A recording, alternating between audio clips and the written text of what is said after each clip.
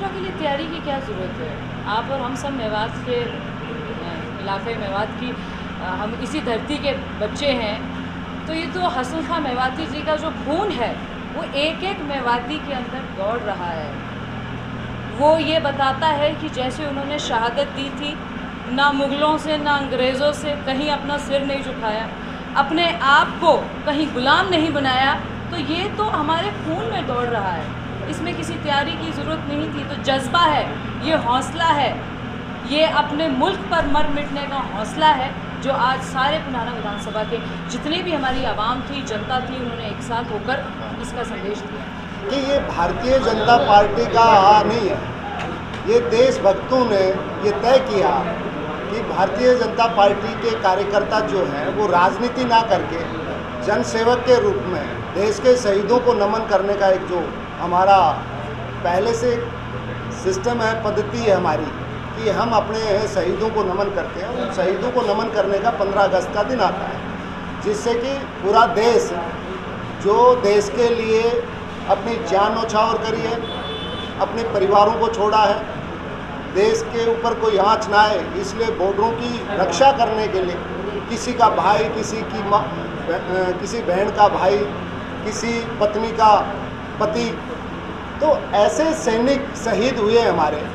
आज उसके विषय को लेकर ये शहीद सम्मान तिरंगा यात्रा माननीय ओम प्रकाश धनखड़ जी के आदेश अनुसार आज मेवात के पुनाना क्षेत्र में काफ़ी संख्या में, करीबन मुझे जहाँ तक मैंने जितना देखा है कि 2,500 से 3,000 लोग इस तिरंगा यात्रा में पहली दफ़ा शहीदों का सम्मान करने के लिए पुनाना के जनता इसमें ज़्यादा से ज़्यादा आई।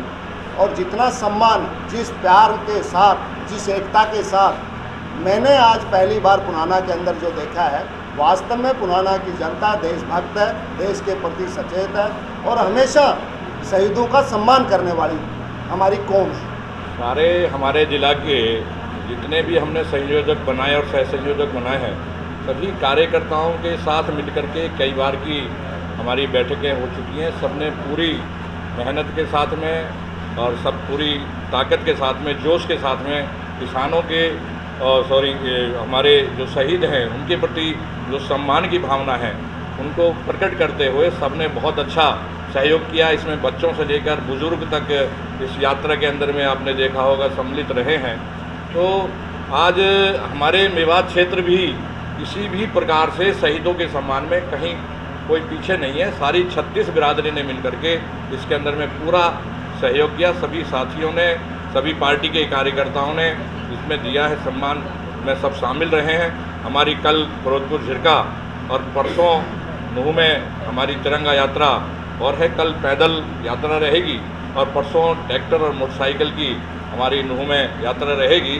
कल के हमारे माननीय मूलचंद जी मंत्री जी हमारे साथ रहेंगे और परसों श्री कंवरपाल जी गुर्जर शिक्षा मंत्री जी हमारे इस यात्रा के अंदर में हमारे मुख्य अतिथि के तौर पर रहेंगे।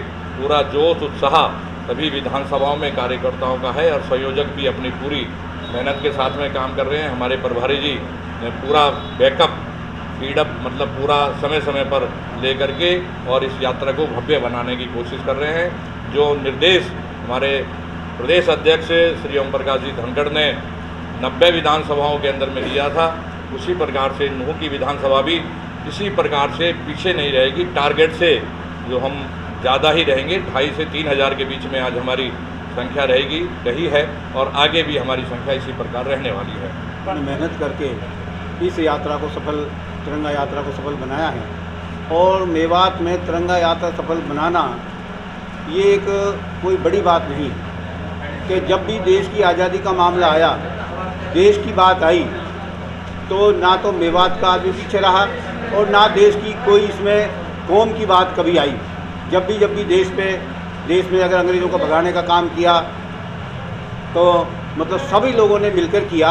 और आज ये मेवात ने के पुनाना विधानसभा ने ये साबित कर दिया कि जहाँ देश की बात आती है, चाहे कोई वोट दे रहा है किसी को नहीं दे रहा, वो वोट की बात नहीं आज, क्योंकि भारतीय जनता पार्टी ने और हमारे प्रदेश अध्यक्ष ओम प्रकाश धनखड़ जी ने ये तिरंगा यात्रा केवल पार्टी के नाम पे नहीं, केवल देश के शहीदों का सम्मान और तिरंगा का सम्मान के लिए यात्रा निकाली है, क्योंकि 15 अगस्त आ रहा है और हमारे हरियाणा के सबसे ज़्यादा जवानों ने शहादत दी है इस देश की आज़ादी के लिए। इसलिए पूरे हरियाणा में ये यात्रा हर विधानसभा में निकाली गई है।